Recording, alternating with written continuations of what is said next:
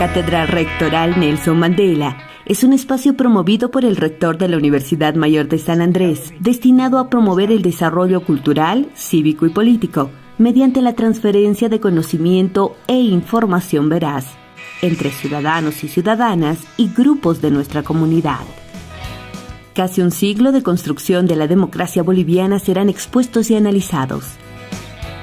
El diálogo, la colaboración, la convivencia pacífica, el reconocimiento respetuoso del otro, el entendimiento y la reconciliación son los principios que guían la cátedra. Con expositores de excelencia, abriremos espacios de encuentro para personas de todo el país. Tendremos 20 módulos sobre democracia, consistentes en un texto, un cuestionario y una tarea. 20 conferencias nacionales e internacionales para profundizar en asuntos sobre democracia. 10 coloquios para debatir y reflexionar. Ven y forma parte de este proceso de enseñanza y aprendizaje. Del 10 de febrero al 30 de noviembre de 2022. Inscríbete escaneando el código QR.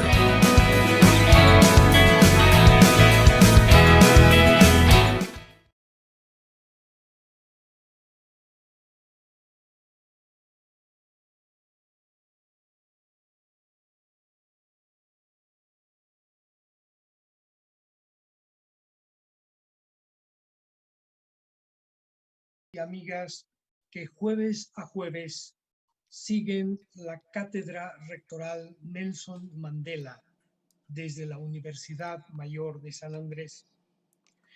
Es un gusto tenerlos nuevamente con nosotros en esta ocasión tan especial donde tenemos dos invitados de lujo.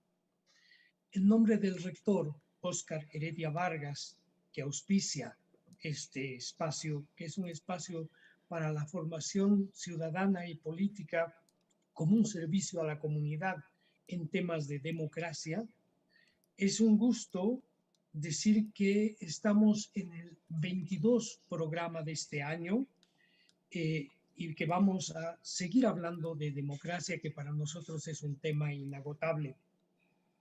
Hemos tenido varios momentos ya. El primero hemos iniciado preguntándonos qué es la política. Y le hemos dedicado unos 3 programas a ello. Luego hemos hablado de las ideologías. ¿Qué es esto de la izquierda, la derecha, el centro, arriba, abajo, en fin? Hemos hablado de las instituciones de la democracia, de principios y valores que rigen la democracia. Y hoy estamos en un ciclo, y este es un tercer programa sobre el tema, donde vamos a hablar de tipos de democracia. Y tenemos para ello un par de invitados muy especiales y muy conocedores del tema que han trabajado profundamente este asunto. El primero de ellos, que va a iniciar la presentación, es José Luis Exeni Rodríguez. Él es politólogo e investigador. Es máster en Ciencias Sociales y doctor en Ciencia Política, la Flaxo, en México. Ha hecho un postdoctorado en Constitucionalismo y Democracia en la Universidad de Coimbra, en Portugal. Es autor de varios textos sobre comunicación política y democracia. Actualmente es coordinador de los proyectos de la Fundación Friedrich Ebert en La Paz, Bolivia. Buenas noches, José Luis. Es un gusto tenerte con nosotros. Luego vamos a presentar a nuestra invitada al comentario, pero vamos a empezar contigo, José Luis. Buenas noches. Vamos a hablar de democracia, de tipos de democracia, y la palabra, el micrófono y el tiempo es tuyo para que puedas conversar sobre ello con nosotros. Bienvenido. Buenas noches a todas y todos. Un saludo especial a Julio, celebrando esta iniciativa de la Cátedra Nelson Mandela. Un saludo especial, ya la presentarán, pero me adelanto a presentar a Elizabeth, a Eliana, al equipo de la cátedra y por supuesto a todas y todos los que están participando en esta sesión. Para mí me da muchísimo gusto que podamos tener este espacio de diálogo plural y de interaprendizaje en el marco de esta cátedra. Como bien decía Julio, yo voy a hacer una presentación con algunos elementos que nos permitan continuar la reflexión sobre el proceso de democratización en Bolivia desde esta idea de tipos o formas de democracia. Y lo que yo les voy a plantear son algunas ideas, algunas reflexiones sobre lo que es denominado demodiversidad en ejercicio, que es un principio que en Bolivia, en el marco del proceso constituyente y postconstituyente, se expresa como democracia intercultural. Quizás al final diga algo también sobre otro principio fundamental, que es el principio de equivalencia de condiciones entre mujeres y hombres, que tiene que ver con la idea de democracia paritaria, ¿no? Entonces, básicamente lo que les voy a plantear para nuestra reflexión y nuestro diálogo es abordar el proceso de democratización en Bolivia en el horizonte de las democracias en ejercicio con paridad de género. ¿A qué nos referimos cuando hablamos del principio de demodiversidad? Es un principio que plantea este pensador portugués, Boaventura de Sousa Santos, y es un principio que lo hemos asumido en Bolivia en el marco del proceso constituyente, y se puede sintetizar en una idea que me parece que es muy importante, y la planteo en estos términos.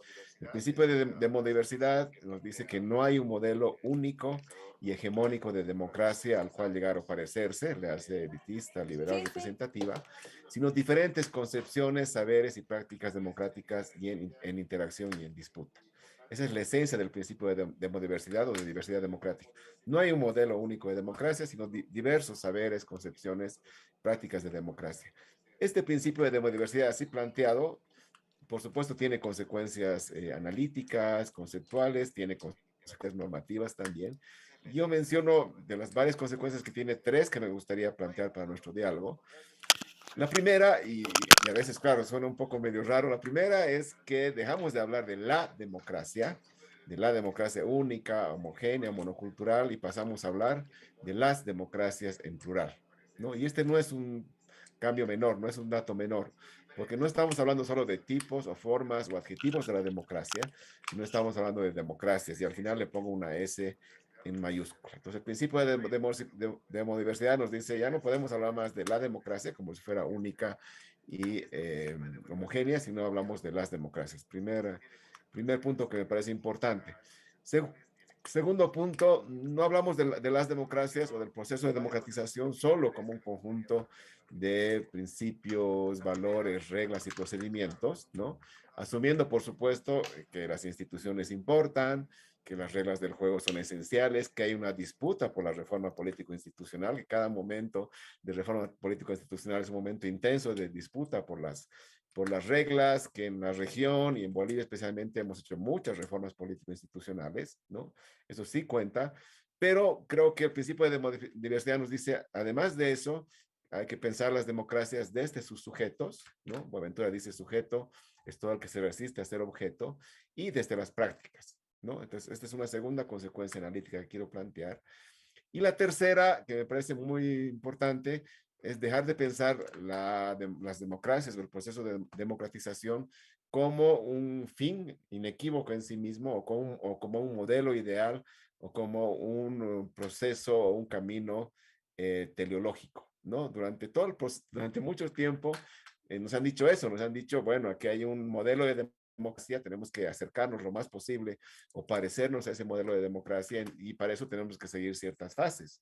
La primera, por supuesto, la transición a la democracia. Ahí tenemos un ejército de transitólogos en América Latina. Superada la transición, debemos pasar a consolidar la democracia. Ahí tenemos otro ejército de consolidólogos de la democracia. Y claro, si seguimos avanzando hacia ese modelo, vamos a profundizar la democracia, y después se empezó a hablar de la calidad de la democracia, incluso con algunas mediciones de la calidad de la democracia, etcétera, ¿no? Lo que nos plantea el principio de demodiversidad es que no existe este horizonte teleológico al cual llegar a parecerse, sino planteamos la democratización como disputa permanente por la construcción democrática, ¿no? O sea, no es un fin en sí mismo, sino algo que está en disputa permanente y está en construcción, ¿no? Entonces, estas son las tres consecuencias analíticas que quiero plantear como base de reflexión para ver cómo se expresa el principio de demodiversidad en Bolivia, ¿no? Y tiene que ver básicamente con este gran dato del proceso constituyente, que es el reconocimiento de 3 formas de democracia, ya se las ha comentado en las anteriores sesiones: la democracia directa y participativa, la democracia representativa y la democracia comunitaria, con sus diferentes principios y mecanismos de ejercicio, ¿no? Entonces, claro, uno ve esto ahora y dice, pero claro, es bastante simple, hasta parece obvio que al final del camino reconozcamos que existen varias formas de democracia, pero tuvieron que pasar nada menos más de 180 años de vida republicana para reconocer que en Bolivia la democracia no es solo elecciones, ¿no?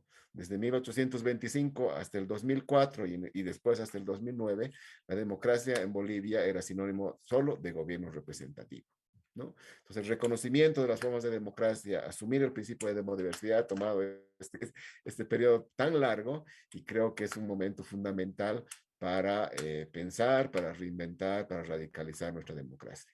Entonces, cuando hablamos del reconocimiento de formas de democracia, por supuesto, lo primero que se nos viene a la mente cuando hablamos de democracia es la democracia representativa, la que más conocemos, es la democracia centrada en el sufragio, que ahora en octubre va a cumplir 40 años desde la transición tan difícil en los años 80 del siglo pasado, ¿no? Entonces, por supuesto, es un momento fundamental, es un momento de celebración, 40 años de democracia en el país, en un país que se calificaba como el país de los cuartelazos y los golpes de Estado. Entonces, es un momento fundamental, pero esa democracia, la que va a cumplir 40 años, es la democracia que tiene que ver con la elección periódica por sufragio universal de gobernantes y representantes, por supuesto asumiendo o esperando que esos procesos electorales son plurales, transparentes y competitivos, sus resultados se respetan y se van renovando las urnas, o las urnas son la fuente de legitimidad de gobernantes y representantes, ¿no? Entonces, esta democracia centrada en el sufragio tiene que ver justamente con la reafirmación de un derecho político fundamental que diferencia los regímenes no democráticos de los democráticos, que es el derecho a votar y elegir, ¿no?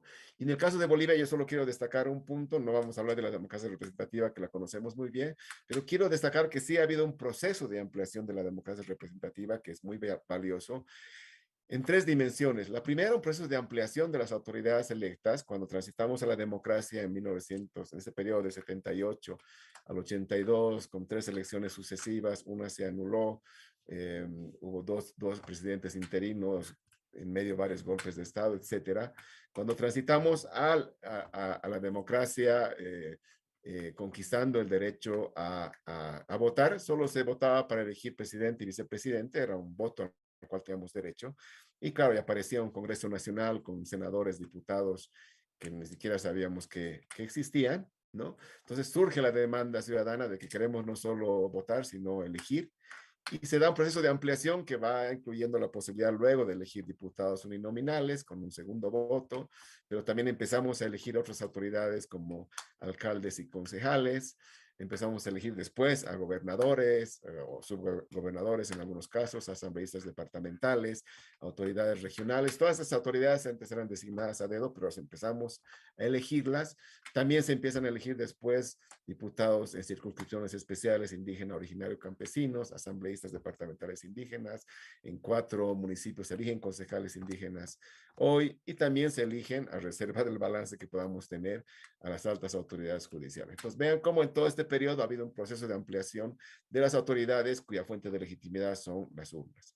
Segundo, hay un proceso de ampliación de la representación política. Cuando transitamos a la democracia, solo los partidos políticos podían postular candidaturas, tenían lo que se denominó el monopolio de la representación política, y después de varios años de ese proceso de democratización, en el 2004, se amplía el espectro de la representación a las agrupaciones ciudadanas y a los pueblos indígenas, y hoy mismo estamos hablando de tipos de organizaciones políticas, de un sistema de representación política centrado no solo en los partidos, sino en otras formas de organización, aunque debemos asumir que con la Ley de Organizaciones Políticas del 2018 hay un retroceso porque se vuelve a recentralizar el derecho a postular candidatos en las elecciones nacionales solo para los partidos políticos.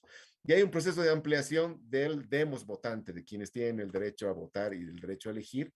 Es decir, se va cerrando esta brecha entre los potenciales votantes, que primero eran mayores de 21 años, después mayores de 18 años, y los que efectivamente están habilitados en el registro electoral para ejercer su derecho al voto, ¿no? Entre los 2.8 millones en promedio de la democracia pactada hasta los 7 millones y poco más que tenemos hoy, ha habido un proceso de reconocimiento para empezar del derecho a la identidad, ¿no? A tener un documento de identidad que te habilite a ejercer tus derechos políticos, y ese creo que es un tercer momento de ampliación importante. Pero en esencia, cuando hablamos de democracia representativa, estamos hablando de una democracia de elecciones, de voto individual, de partidos políticos, y en el caso de Bolivia, claro, hemos tenido diferentes momentos, ha habido este proceso de ampliación, hemos tenido momentos de crisis también, pero quizás podemos hacer un balance al final del camino, señalando que el ciclo electoral 2021, después de esa coyuntura crítica tan difícil del 2019, ha mostrado la fortaleza de la democracia intercultural o de la democracia electoral boliviana, con muy altos niveles de participación y derivando a las urnas la decisión o la superación, por lo menos temporal, de una crisis política, ¿no? En esencia, como en el resto de países de América Latina, preferimos la democracia a un gobierno autoritario, pero por supuesto hay señales de creciente desencanto en la región con el desempeño y con los resultados de la democracia. Todo esto para decir, la democracia representativa es esencial, es fundamental, no la negamos. El problema de la democracia representativa, como dice Boaventura, no es que sea mala o que sea falsa, el problema es que es poca y por lo tanto es insuficiente. Peor si es una democracia de baja intensidad. Entonces, ¿por qué es importante que además de la democracia representativa que constituye la fuente de legitimidad de los órganos del poder público, hayamos asumido en Bolivia el principio de demodiversidad y otras formas de democracia, ¿no? Porque además de votar y elegir, también los ciudadanos y ciudadanas tenemos el derecho y hemos exigido el derecho a decidir, y eso tiene que ver con la segunda forma de democracia, la democracia directa y participativa, que tiene que ver con mecanismos e institutos para deliberar, para participar y para decidir, decidir directamente. Hay una larga tradición en algunos países de la región, en Bolivia recién, en 2004 se habilita el referendo, la Asamblea Constituyente y recién varios mecanismos con la nueva Constitución, ¿no? Hablamos de referendos, de revocatoria de mandato, de consulta previa, de asambleas y cabildos, iniciativa legislativa ciudadana, Asamblea Constituyente. Todos estos mecanismos propios de la democracia directa y participativa podemos evaluarlos luego, que tienen muchos límites, que se les ha puesto varios candados para su ejercicio. Solo mencionaré, por ejemplo, la revocatoria de mandato como derecho político. O sea, tenemos derecho no solo a elegir, sino a revocar el mandato de una autoridad electa, pero en la legislación de desarrollo se le han puesto tantas trabas a ese derecho que prácticamente se lo ha anulado, ¿no? Entonces ahí, claro, el balance entre el derecho, el reconocimiento del derecho y su ejercicio creo que es importante en términos de que existe una brecha. Pero ¿por qué es importante esto? Porque nos permite no solo votar y elegir, sino también decidir, ¿no? Pero claro, el problema de la democracia directa y participativa es su uso instrumental y los límites a su ejercicio. Y quizás la mayor innovación tiene que ver con el reconocimiento de la tercera forma de democracia en términos de demodiversidad, que es el reconocimiento de la democracia comunitaria, que independientemente del nombre tiene existencia precolonial y no solo amplía el canon hegemónico. Hay una discusión importante en la región de cómo el canon hegemónico de la democracia se ha ampliado con la articulación entre representación y participación. Con la democracia comunitaria, yo digo, se reta y hasta se detona el canon hegemónico, porque tiene que ver con varios aspectos que me parecen fundamentales. Simplemente los voy a señalar. Lo primero es el reconocimiento de que la democracia y la propia noción de ciudadanía no solo tiene que ver con individuos y con derechos individuales, sino también con derechos colectivos y con el reconocimiento de un sujeto colectivo como es el sujeto indígena, originario, campesino, con el reconocimiento de otros principios democráticos como el principio de la libre determinación, la autorrepresentación y el autogobierno, como reconocimiento de que existen sistemas, cosmovisiones, instituciones, concepciones, saberes y prácticas democráticas que van más allá de la representación política y de la participación ciudadana, que se han expresado en esta idea de normas y procedimientos propios de las naciones y pueblos indígenas. Y esto es muy valioso para pensar la democracia en términos de demodiversidad, ¿no? Hay una serie de características. Por supuesto, ahí Elizabeth tiene todo el conocimiento y la experiencia de la asamblea como máxima instancia de decisión y con mandatos que obligan, de la autoridad como servicio, esta idea de pasar el cargo, de la representación como mandato, de la decisión colectiva, idealmente por consenso, como resultado de la deliberación, de una democracia que no necesita de partidos políticos. En la democracia comunitaria se prescinde de los partidos políticos, de aspectos centrales en términos de complementariedad y dualidad, por ejemplo, entre hombre y mujer, y de la relación territorial de esta democracia, ¿no? Se expresa territorialmente en aylus, en subcentrales, en zonas. Hay una diversidad cuando hablamos de la democracia comunitaria, porque una cosa es la democracia del ayllo, otra cosa es la democracia del sindicato campesino o de las capitanías zonales, ¿no? Pero básicamente tiene que ver con este ejercicio, y el gran problema tiene que ver con sus límites de escala, ¿no? Entonces, así muy rapidísimo, muy rápido el mapeo de las tres formas de democracia, solo para decirles que más allá del reconocimiento constitucional de estas tres formas de democracia, el gran desafío en términos de demodiversidad en Bolivia, o nuestro horizonte democrático, el que hemos asumido y hoy mismo lo estamos intentando construir, se llama democracia intercultural, ¿no? Como ustedes saben, la Constitución no habla de democracia intercultural. El término como tal es posterior, es del desarrollo normativo, surge en el proceso de diseño de las leyes del régimen electoral y del órgano electoral, es decir, tiene un origen normativo desde arriba, pero por supuesto el espíritu de demodiversidad está en la Constitución cuando se reconocen las tres formas de democracia. Pero ahora, cuando hablamos de democracia intercultural, hay una discusión pequeñas todavía en el país para dar cuenta de una noción esquiva, un campo de tensiones que nos plantea grandes desafíos en términos de rediseño institucional. No hay una definición que podamos decir, esto es la democracia intercultural. La ley del régimen nos dice la articulación transformadora de las tres formas de democracia, ¿no? Y si tuviéramos que avanzar hacia una definición, podemos decir la democracia intercultural es el ejercicio complementario en igual jerarquía de los principios, concepciones, saberes y prácticas democráticas, o prácticas de las democracias directa y participativa, representativa y comunitaria, ¿no? La gran pregunta es, ¿qué significa añadirle el sustantivo intercultural a la democracia?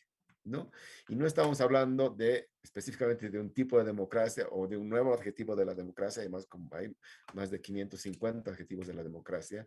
No es una cualidad adicional, sino yo lo planteo en términos de un nuevo horizonte democrático, más allá de la representación política, en construcción y en disputa. Es un campo en tensión y es un campo de lucha. Otro aspecto fundamental cuando hablamos de democracia intercultural es que salimos de la lógica de una democracia que es monocultural, es decir, que niega la diversidad cultural, o solo multicultural, que se remite a la tolerancia de las diferencias y a su coexistencia, y nos planteamos la necesidad de un horizonte intercultural en la búsqueda de un núcleo común, ¿no?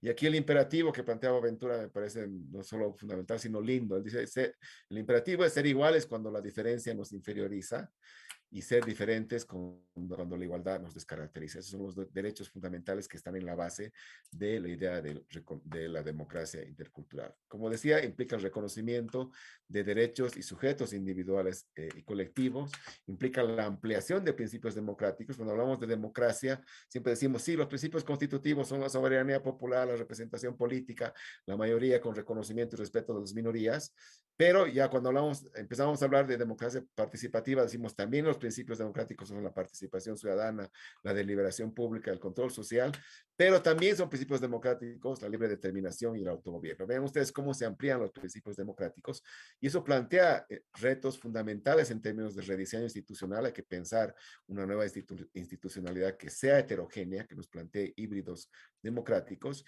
y nos plantea el desafío de pensar la democracia intercultural como una relación que será siempre relativa, parcial, compleja, pero también como un proceso incremental. Se puede hablar de experimentalismo, es algo que lo vamos construyendo y que por supuesto tiene muchas barreras, muchos límites y tiene muchas cosas que hay que ir ajustando, ¿no?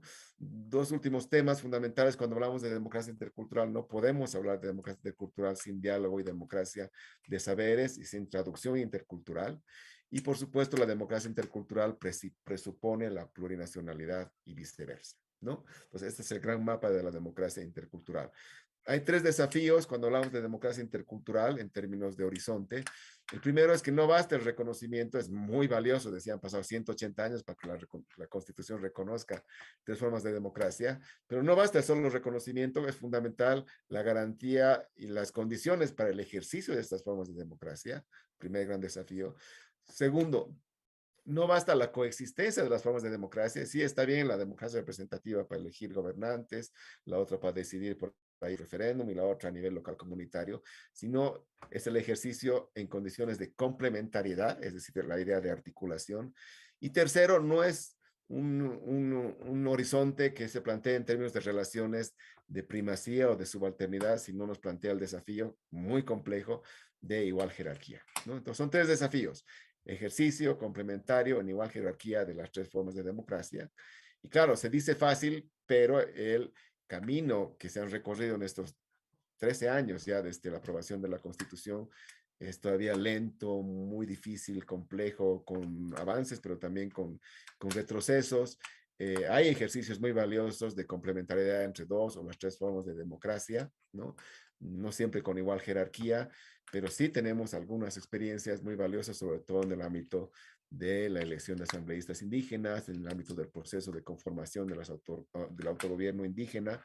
El caso, por ejemplo, del gobierno de Charagua y Yambay, guaraní, es muy emblemático en términos de cómo se articulan y convergen en un proceso las tres formas de democracia, cuando en una zona se elige con arreglo a la democracia comunitaria, en otras zonas con arreglo a la democracia representativa, pero también se decide en asambleas con arreglo a la democracia directa y participativa, ¿no? Entonces, en esos términos quiero plantear esta reflexión sobre la demodiversidad en Bolivia, asumiendo que, por supuesto, sigue habiendo preeminencia de la democracia representativa, se la asume como la mayor de edad, la más importante, la de escala nacional. Hay muchas barreras para el ejercicio de la democracia directa y participativa. Y claro, se reconoce la democracia comunitaria, pero casi confinándola a la escala local comunitaria, ¿no? No se la llega, todavía no llegamos a pensarla como una democracia de escala nacional. Entonces termino simplemente señalando, claro, y todo esto que parece muy interesante, muy simpático, cómo se come, y claro, aquí yo reafirmo que la democracia intercultural es una buena idea, creo que es una magnífica idea. Tomo esta expresión de cuando le preguntaron a Gandhi qué opinaba de la civilización occidental, él dijo, civilización occidental me parece una buena idea, ¿no? Es decir, es algo que está en construcción, no existe todavía, es nuestro horizonte democrático, pero es algo que está ahí, no está en disputa, como lo está el Estado plurinacional, el pluralismo jurídico, los derechos de la naturaleza, los buenos vivires y todo lo que tiene que ver con el horizonte de refundación estatal que hemos asumido en el país. Termino solamente el titular, porque claro, podríamos tener toda una sesión sobre el otro principio que les mencionaba, el principio de equivalencia de condiciones entre mujeres y hombres, pero tiene que ver con la otra cualidad fundamental de la democracia. No es posible pensar la democracia intercultural hoy en Bolivia si no la planteamos también en términos de una democracia paritaria, que va más allá, por supuesto, de la paridad aritmética y pues, se plantea en términos de igualdad sustantiva entre mujeres y hombres, de un proyecto radical de transformación del campo político y de las relaciones de poder, de una paridad que sea intercultural, de una interculturalidad que sea democrática, ¿no? Entonces, simplemente para terminar diciendo, en un contexto internacional adverso, muy turbulento para las democracias y para los demócratas, asumiendo que la democracia y los derechos no son irreversibles, que siempre hay riesgo de regresión autoritaria. No bastan las elecciones para defender la democracia, no basta con una democracia de baja intensidad, sino es importante y es fundamental, creo, plantear nuestro horizonte en términos de interculturalidad y de paridad, articulando estos dos principios. Entonces, básicamente, así de manera muy telegráfica e introductoria para impulsar nuestro diálogo, planteo estos elementos de reflexión. Muchas gracias, estimado José Luis Exeni Rodríguez, por este pantallazo tan importante y tan a veces un poco distinto en lo que hemos venido trabajando hasta ahora en la Cátedra Nelson Mandela. Corresponde ahora dar paso a la persona que va a comentar y enriquecer esta tu exposición. Se trata de Elizabeth Huanca Coila. Ella es máster en gestión y políticas públicas y actualmente doctorante en estudios culturales latinoamericanos en la Universidad Andina Simón Bolívar del Ecuador. Ella se presenta como activista del indianismo catarista y por eso mismo es una invitada también especial esta noche. Elizabeth, son tuyos los micrófonos para hacer un comentario y aportar en lo que tú quieras decir. Bueno, muchísimas gracias, Julio, por esa introducción tan interesante. Te agradezco. Saludos también a José Luis, a todo el equipo de la cátedra, Nelson Mandela, a Eliana, y bueno, un agradecimiento a la UNSA y al rector que tienen la posibilidad de abrir este tipo de espacios que creo que son necesarios, ¿no? Y oportunos en esta coyuntura, en este contexto político que estamos viviendo. Y mucho más, digamos, cuando se abren a la diversidad de opiniones y a la diversidad de pensar sobre lo que es la política, ¿no? Yo quiero partir de eso, justamente retomando el último comentario que hacía José Luis, ¿no? La democracia intercultural parece que es una buena idea, pero yo creo que más que solo buena idea, esta idea, digamos, más bien ha nacido de un ejercicio constante, de una práctica permanente y de una reconfiguración en el tiempo de lo que son sistemas políticos propios que tenemos en nuestro país y en toda la región, ¿no? Y es por eso que llegamos, digamos, a plantear diferentes formas de democracias que tenemos, diferentes mecanismos que después se han ido configurando en la normativa probablemente y estableciendo así como democracia directa y participativa, deliberativa, ¿no? Y los mecanismos del referéndum, el cabildo, etcétera. Pero eso viene producto de una construcción social, viene producto de un ejercicio y de una práctica. Entonces, creo que además de ser, digamos, una idea y un horizonte bastante importante, interesante y constitucionalizado, tenemos una muy buena base de ejercicio en nuestro país. Y bueno, a partir, por ejemplo, sí comparto plenamente de que ha habido una ampliación institucionalizada de lo que es la democracia, ¿no? Es decir, este reconocimiento a estas diversidades. Pero creo particularmente que continúa el desafío de reconocernos quiénes son los que van a ponerle sangre, oxígeno, vida a esa ampliación de la democracia.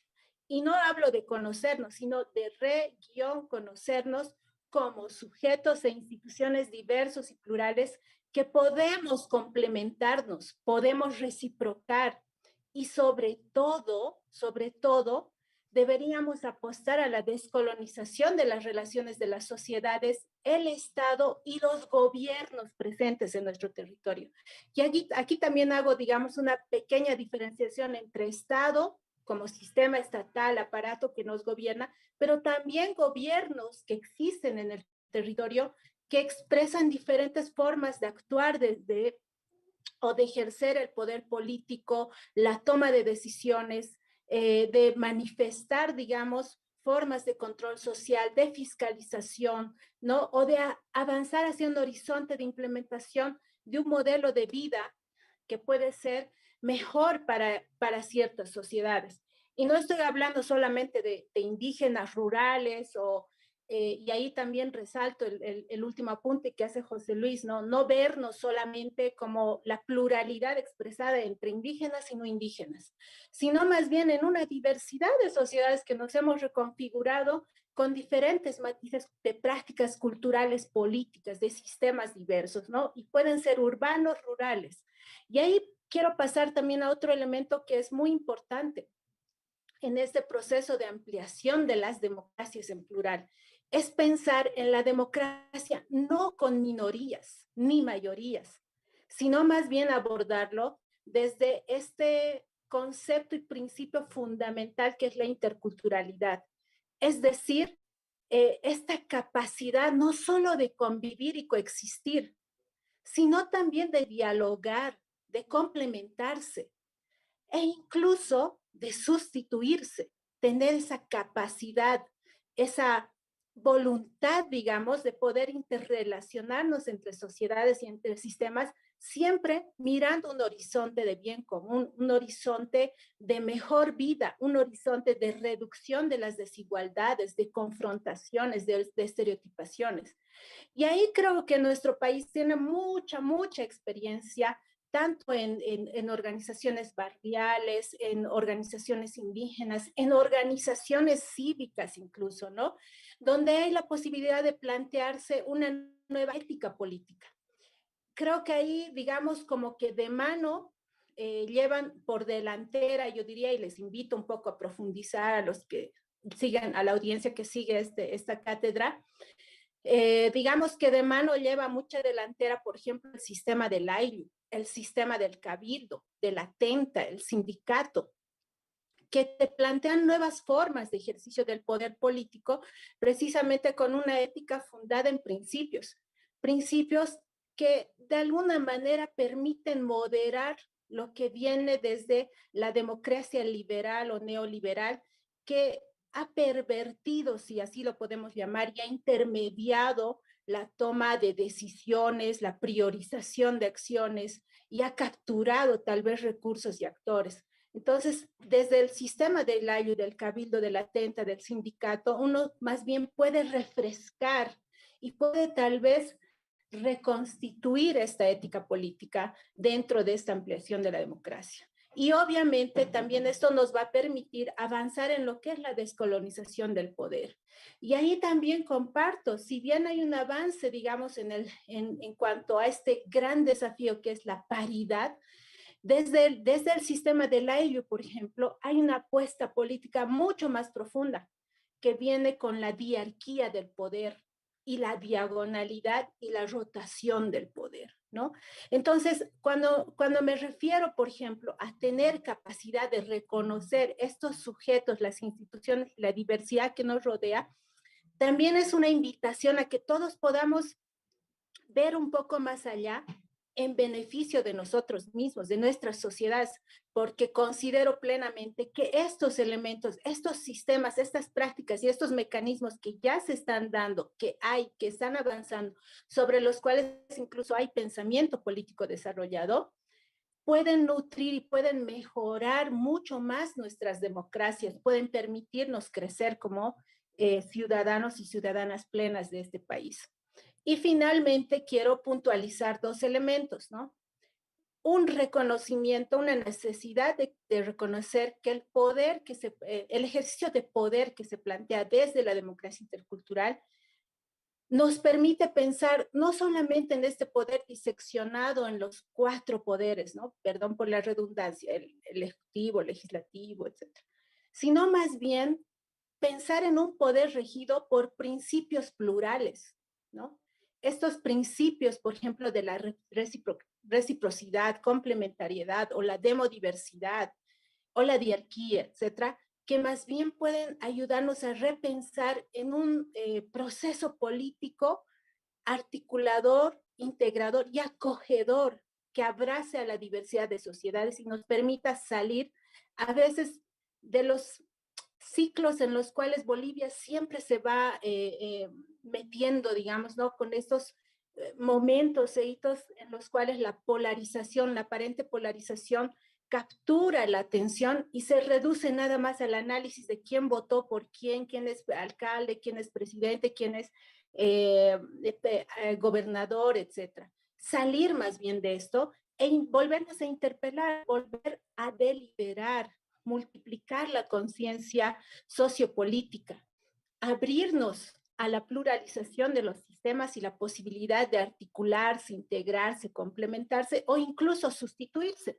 ¿Por qué no pensar en una democracia del AYU en cualquier municipio, por ejemplo, sin necesidad de que sea indígena, plena o que se haya definido como indígena? La Constitución lo permite, dice que todas las democracias están en equivalencia, en igualdad de condiciones. O reciprocar, pensar en la reciprocidad entre el Estado, los gobiernos, las sociedades indias y no indias. Y obviamente la valoración de los conocimientos y prácticas políticas diversas en diferentes ámbitos. Y en eso creo que tenemos muchísimas prácticas, ¿no?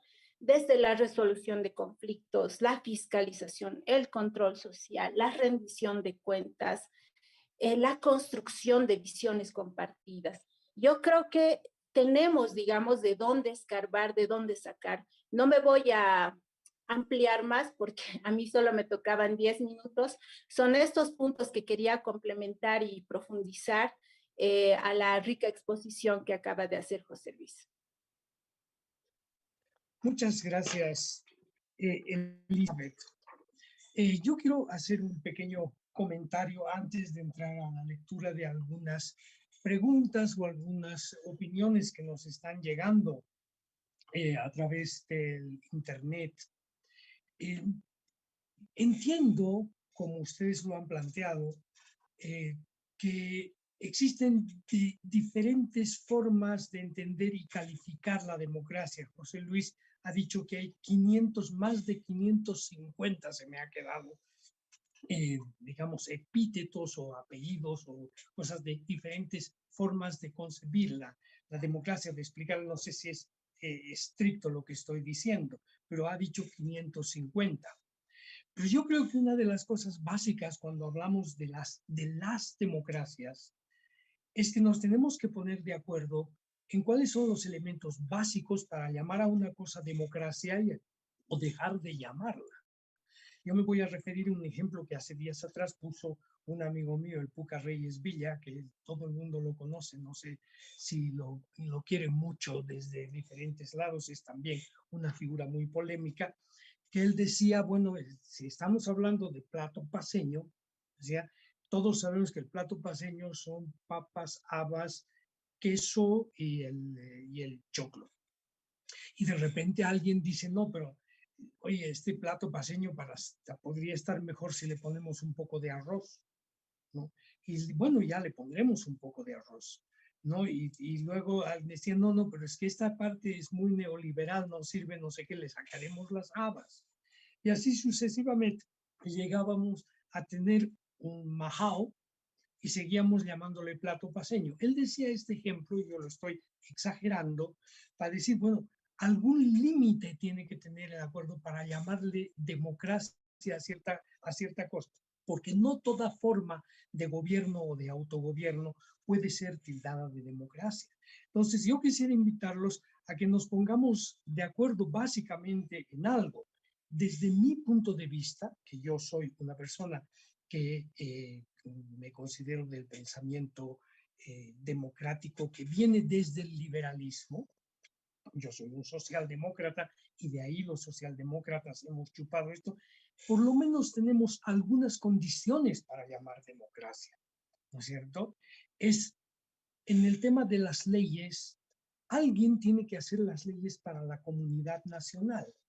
Y es muy difícil que una institución como la de los AILUS pueda hacer leyes que sean globales y que nos hagan iguales todos frente a esa ley, porque no solo de AILUS y no solamente de indígenas está conformada la sociedad.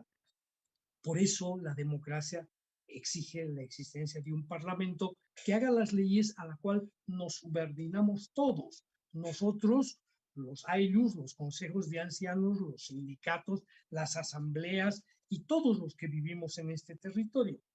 El gobierno de las instituciones, las autoridades públicas deben ser electas por alguna manera de elección, ¿no? Y cuando las elecciones son grandes, el sufragio tiene que ser universal, tiene que ser libre, tiene que ser secreto y garantizar la limpieza de sus resultados. El derecho y por igual de competir para todos los cargos públicos y de todas las personas en igualdad de condiciones y desde luego las libertades, ¿no? De asociación, de expresión, de acceso a la información alternativa, el respeto a la extensión de los mandatos. Es decir, hay un menú de cosas básicas para llamarle democracia a algo.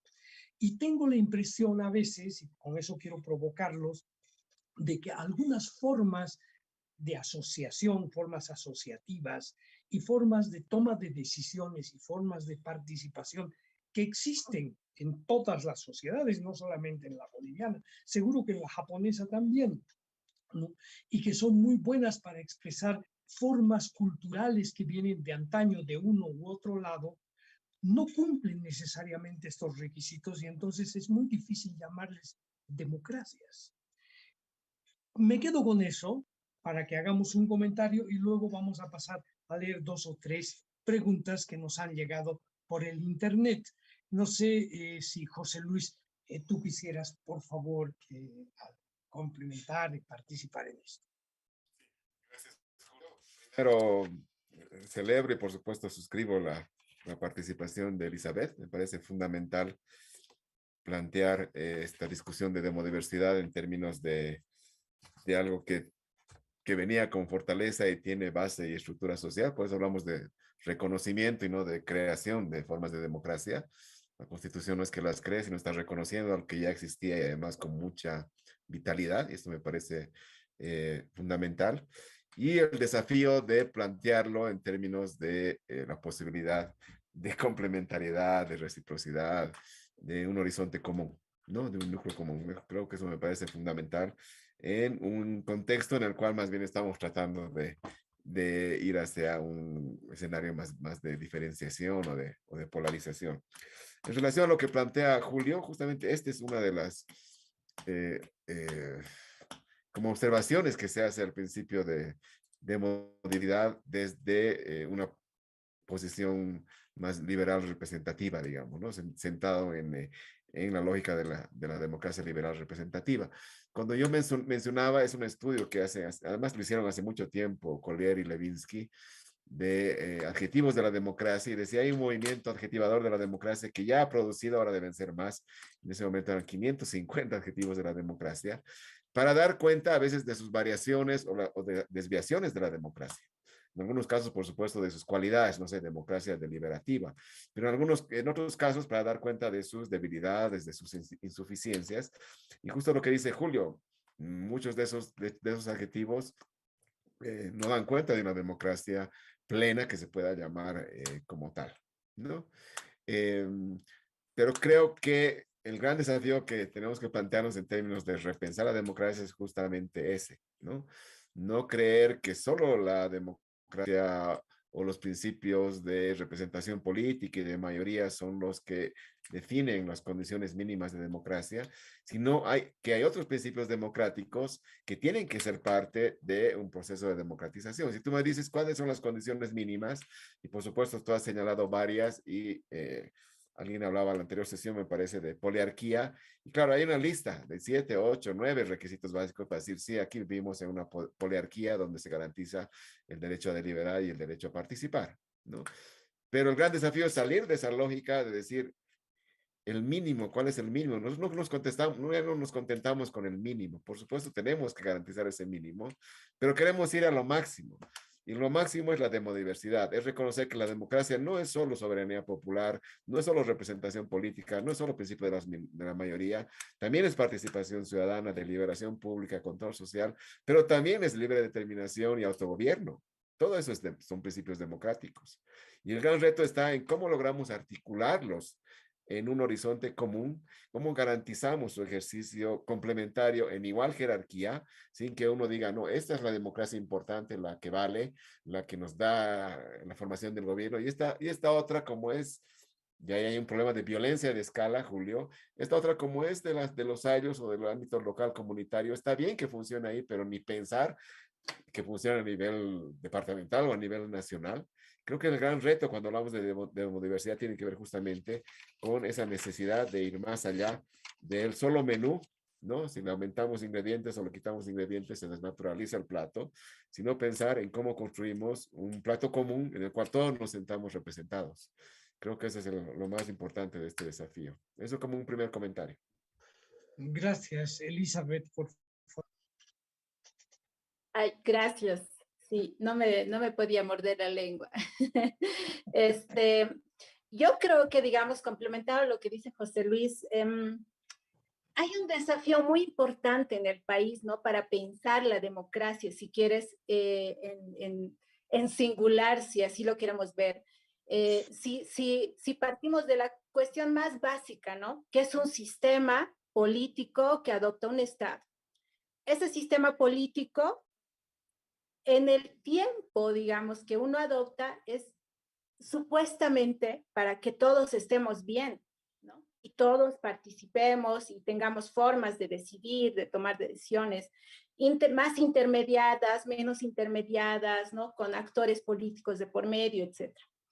Si pensamos así, ¿por qué no abrirnos a la posibilidad de mejorar esos sistemas, de reconocer que hay otras apuestas políticas que sí y están vitales y están en ejercicio pleno? No es algo que no está, ¿no? No es algo que no existe, y que más bien contribuyen precisamente a mirar este horizonte común. Por un lado es eso. Pero, y por otro lado, lo que tú acabas de plantear, Julio, a mí me hace pensar la necesidad muy urgente de avanzar en una desindigenización de lo que es la democracia, de lo que se entiende por política desde los indios, ¿no? Tengo la sensación, con tu comentario, de que al decir Ayllu, por ejemplo, uno se está imaginando un espacio territorial rural, así muy lejano, con indiecitos, con ojotas, y poncho y no sé qué, digamos, donde ahí nada más se puede ejercer, ¿no? Y ese es el gran problema del indigenismo, ¿no? El indigenismo nos ha generado, digamos, un tipo de perfil de sujeto que tiene sus particularidades y al cual se lo reduce a un gueto. Entonces, imposible ver, por ejemplo, que este ejercicio de la democracia del Ayllu, por ejemplo, o del sistema del Ayllu, más que una cosa que está puesta en un territorio, es un sistema que está aquí y aquí, ¿no? Y que se ejerce plenamente, te podría decir con casos concretos, en barrios de Santa Cruz, en barrios de Beni, en barrios de Pando y obviamente en el Alto, ¿no? Donde, por ejemplo, existe la rotación de los poderes, el ejercicio de la diagonalidad y también la diarquía. Entonces, es una cuestión tan viva que permite que sociedades diversas se puedan organizar y a través de ello puedan resolver sus problemas, sus necesidades y puedan avanzar a un horizonte político de participación, de representación y de toma de decisiones. Eso nada más para esta primera ronda de comentarios. Yo voy a pasar a leer un par de comentarios que han llegado. Uno de ellos es un poquito largo, voy a tratar de reducirlo, pero dice, esta visión de la democracia diversa tiene como principio básico la disputa permanente. Esto lleva a una concepción y a una práctica para la resolución de desacuerdos sociales en la cual todo vale: guerra sucia, mentiras, abuso de poder, copiamiento de instituciones y todo lo que vemos todos los días en nuestro país. Lo que prima es la correlación de fuerzas como fuente de todos los derechos, incluido el derecho de violar los derechos de los demás. Como dice Chantal Mouffe, se descarta cualquier reconciliación, cualquier acuerdo o pacto entre adversarios. Se destaca la idea de la democracia como un procedimiento para la resolución pacífica de conflictos. En este esquema, la justicia no es nada más que el derecho del más fuerte. Esto es lo que entiendo de la presentación. Estoy abierto a que me corrijan si he entendido mal. Es Walter Guevara Anaya desde Cochabamba. Por favor, lo más breve posible porque estamos bien avanzados, pero creo que merece también un comentario.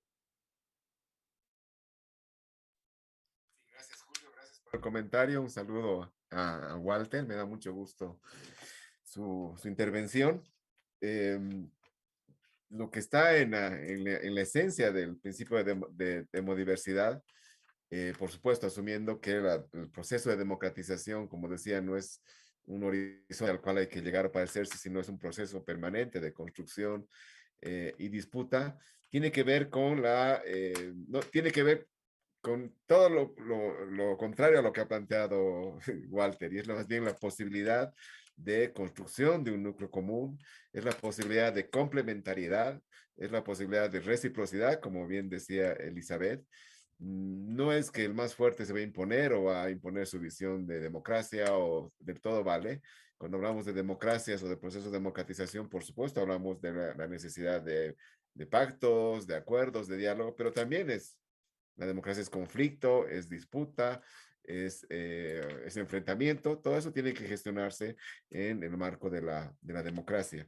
Entonces, básicamente, lo que yo diría de manera muy breve es que más bien lo que se plantea con la demodiversidad es un ejercicio complementario, no un ejercicio disruptivo, un ejercicio que nos permita articular diferentes concepciones, saberes y prácticas democráticas, no valorar unas y negar, subordinar o ignorar otras, ¿no? Como ha ocurrido además durante mucho tiempo, ¿no? Se han ignorado saberes, se han ignorado y se han borrado culturas, se han subalternizado y se han subordinado ejercicios democráticos. La idea es cómo rescatamos esto en el horizonte de un núcleo común, ¿no? Entonces creo que mm, diría eso en términos de precisión más que de aclaración. Por favor, Elizabeth. Bueno, igual muchas gracias por la pregunta, porque era un punto que no alcancé a comentarlo en la primera ronda. Yo creo más bien, Walter, que esta, digamos, posibilidad que nos da la democracia intercultural en un Estado plurinacional, también es la posibilidad de replantearnos qué sujeto y qué estructuras institucionales nos permiten convivir, no te diré en un paraíso, ¿no? Pero nos permiten por lo menos convivir tratando de gestar un horizonte común compartido, procurando reducir las estereotipaciones, las relaciones racializadas que han dominado nuestro país por muchos años y siguen dominándolas todavía y generando estos escenarios pseudopolarizadores, digamos, o estos escenarios de etiquetación política que más que hacer beneficios en espacios de deliberación, de debate y de toma de decisiones, más bien nos separan y nos están generando grandes heridas, digamos, ¿no? Estamos como echándonos sal sobre la herida nuevamente, cuando más bien si volvemos a mirarnos desde la interculturalidad crítica, esta que te permite tener la capacidad de ver la memoria de agravios, esta que te permite ver la capacidad de reconocernos entre diversos, con tus formas de pensar, con mis formas de pensar, con las formas de pensar de ellos, en diferentes contextos, además, en diferentes ecologías, con diferentes, tal vez, visiones de vida, pero tratando de forjar instituciones comunes de convivencia, de complementariedad, ¿no? Incluso tal vez tratando de forjar nuevas posibilidades de ejercicio político. Y cuando hablo de ejercicio político, no estoy hablando solamente de una cosa mítica, digamos, ¿no? De un discurso, sino más bien me refiero a esta posibilidad de que juntos podamos tener mejores ejecutores de política pública, con más conciencia sociopolítica, mejores condiciones para ejercer economía plural, siempre tratando de que hayan mejores ingresos para todos, ¿no? Incluyendo, cuidando nuestros recursos, pero también cuidando nuestro capital social, ¿no? Entonces, pensando en las dimensiones de la vida, de la gestión de la vida, yo creo que más bien es una invitación a eso. Y está ahí, está como el esqueletito, digamos, normativo, institucional planteado. Hay los ejercicios, así como diferentes hongos reproduciéndose en varios lugares. Lo que no está viendo es el oxígeno y la sangre que deje fluir todo esto en un solo país. Muchas gracias, Elizabeth. Nos hemos pasado un poco el tiempo, pero nos vamos a dar unos minutos más porque tengo un par de intervenciones que leerles. Estas son más cortas y con esto vamos a terminar. Nora Paz, tú la conoces bien, José Luis, también escribe acá y dice, en ese marco, la elección indefinida se podría considerar una manifestación de diversidad democrática, comenta. Y Juan Carlos Ferreira dice, para Exeni, como ex vocal electoral, ¿en Bolivia vivimos una verdadera democracia o es un autoritarismo disfrazado de democracia totalmente degenerada? Son las dos cosas que les he querido leer y a las cuales con los últimos comentarios vamos a dejar cerrada esta intervención tan rica y tan diferente que hemos tenido esta noche. Vamos a hacerlo al revés. Primero, Elizabeth, por favor, si eres tan.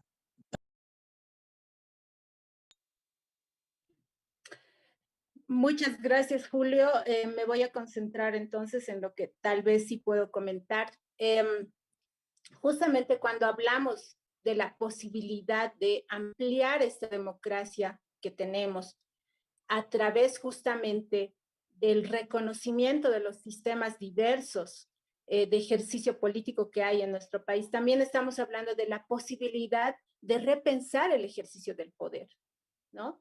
Y nuevamente reitero, un poder no solamente paritario, por ejemplo, sino diárquico, profundamente diárquico, que no solo se reduce a la participación de un hombre y una mujer en alternancia o en paridad, digamos, ¿no? En el ejercicio de la representación política, sino más bien en el ejercicio mismo político de la toma de decisiones en lugar de cuando es necesario.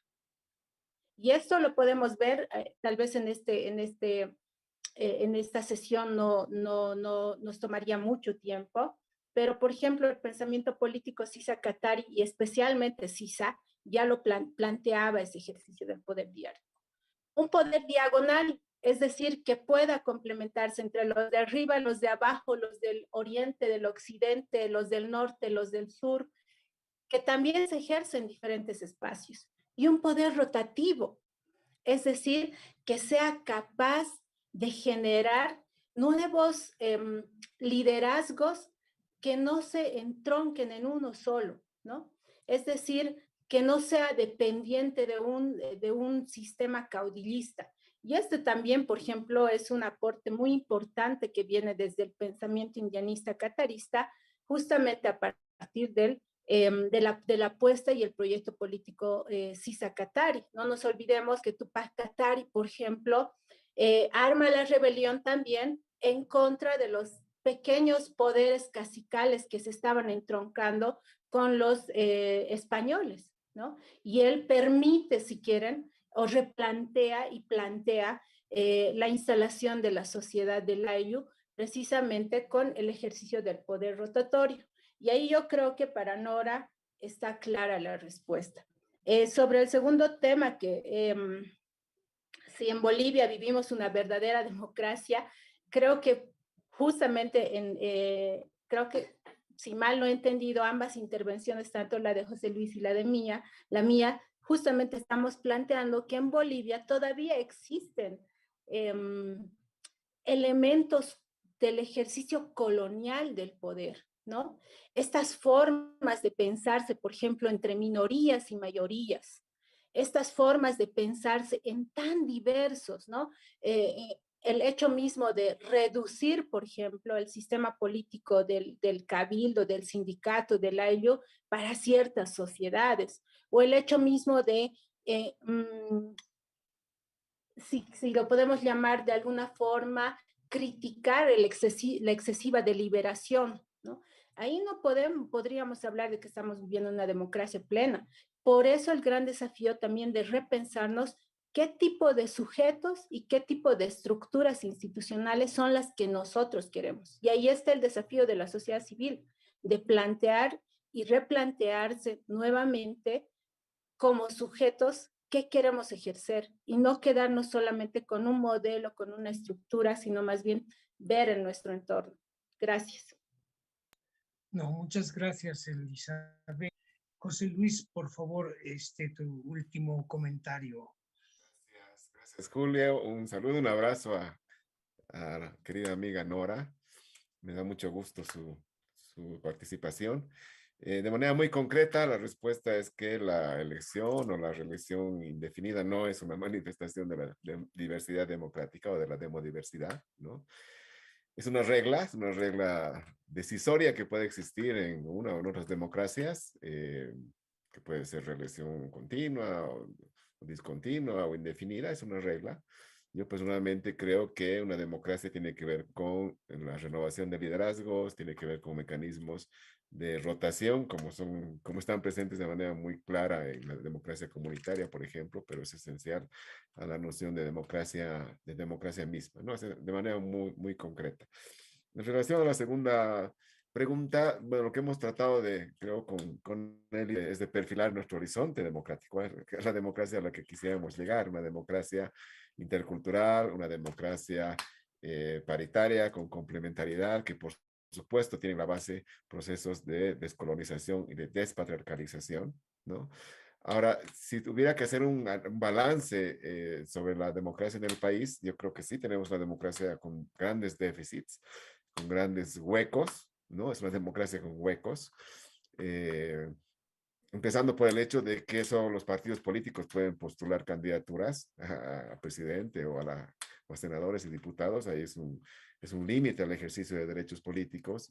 Empezando por el hecho de que no se reconocen los resultados de los procesos electorales, de que no necesariamente se garantiza que los procesos cumplan con todos los requisitos mínimos para que sean procesos transparentes, plurales, competitivos, etcétera, de que se le ponen trabas a los mecanismos de la democracia directa y participativa. Y claro, se reconoce en la Constitución el principio y el derecho, pero luego en la legislación de desarrollo se bloquea el ejercicio de ese derecho. Entonces ahí no tenemos una democracia plena o una democracia verdadera, desde el hecho de que se ejerce todavía una violencia colonial contra la democracia comunitaria, tratando de confinarla a un espacio territorial acotado, ¿no? Está bien que en las autonomías indígenas haya democracia comunitaria, pero no se trata de eso.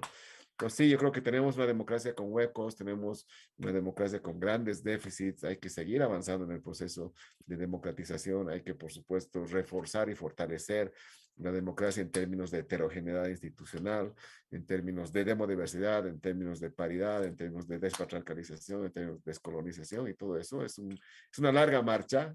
Tenemos muy pocos años en este horizonte democrático. Yo creo que el gran desafío democrático en el país está en avanzar en ese horizonte democrático, más allá de los mínimos y pensando en una democracia que, por supuesto, en términos estructurales, tiene que ser una democracia nacida desde los propios sujetos, desde sus prácticas. Y yo creo que pensar en una verdadera democracia, en una democracia plena, de una democracia real, como queramos ponerlos, solo se va a lograr cuando logremos superar los tres grandes sistemas de dominación que hay en el mundo, que son el capitalismo, el colonialismo y el patriarcado. Gracias, José Luis. Gracias, Elizabeth. Y gracias a todos los que nos han seguido, al equipo técnico, Eliana. Yo quisiera terminar con la reflexión con la que concluye José Luis. Yo he sacado una enseñanza de esta noche, y es la enseñanza de que los bolivianos y las bolivianas nos tenemos que escuchar, porque de un lado, del otro lado, de arriba y de abajo, cada quien está con su prédica, con su propuesta, con su idea, con su convencimiento, con su compromiso, pero no nos escuchamos. Los bolivianos tenemos ya estereotipos, ¿no? Unos dicen, Exeni, ese Exeni, ¿por qué lo pones en la cátedra? El otro dice, Puca Reyes Villa, y saltan los otros, ese, no sé. Creo que los bolivianos estamos en un momento en que es imprescindible generar espacios de encuentro y espacios al menos de escucha. No estoy diciendo que nos pongamos de acuerdo porque de repente falta para eso, pero por lo menos nos tenemos que escuchar. Y creo que esta noche hemos generado un material también que va a ayudar a escucharnos por el tipo y las características de las personas que miran este espacio. Yo les agradezco mucho por eso. Estoy convencido de que los 40 años de democracia en Bolivia son pocos años, que la democracia anglosajona para llegar a ser lo que es debe haber tardado pues 500 años. o la democracia francesa desde la Revolución, 200, 300 años, hasta cristalizar en algo que es y que se sigue construyendo. Creo que hoy hemos sacado esa enseñanza. Les quiero agradecer muchísimo a ambos y darles un fuerte abrazo. En nombre del rector Óscar Heredia Vargas, que permite este interesante espacio, los quiero despedir y seguro que los vamos a invitar en otras ocasiones para que sigamos enriqueciendo este profundo y lindo diálogo entre bolivianos y bolivianas. Muchas gracias.